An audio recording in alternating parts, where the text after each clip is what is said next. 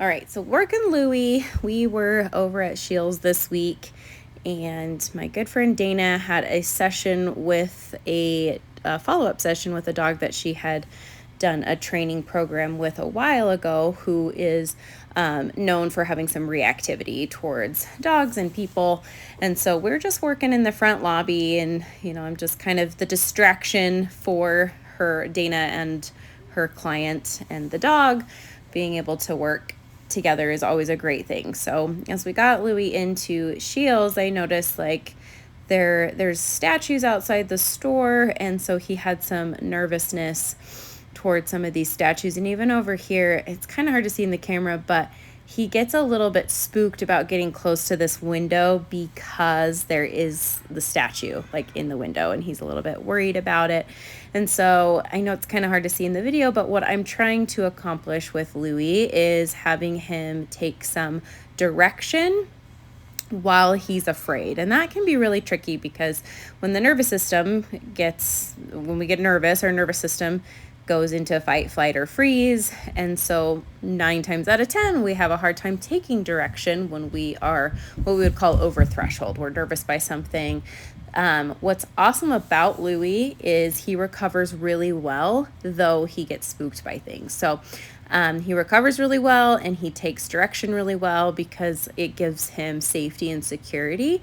And he's also super food motivated. So what I see with him is, even though he can be spooked or stressed or whatever, he is willing to come in and engage with me for food, for security, for affection, all kinds of things like that. These are resources to him, resources to all dogs: food, security, safety, leadership. All of these are resources. And so we can use that in our favor.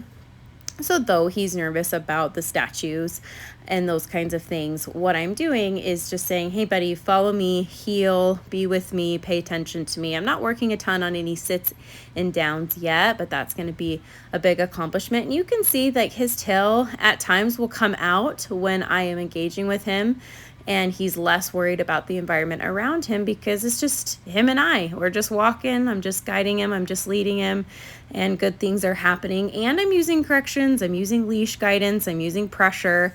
I'm helping him understand that you can't veer off. You have to stay with me. So there's corrections if he does. But he handles it really, really well. They're not anything harsh or anything like that. I think most of the time, e-collar wise, I think we were below a 10 on the e-collar, so fairly low. And he's on a little dog unit, so it's designed for sensitive dogs and smaller dogs. So it's 20% less stimulation than what Nori uses. And so really good things I saw with him, and how we can accomplish some of the nervousness that he feels. There's nothing wrong with having fears. It's normal. It's just how we recover from these things that really makes the difference.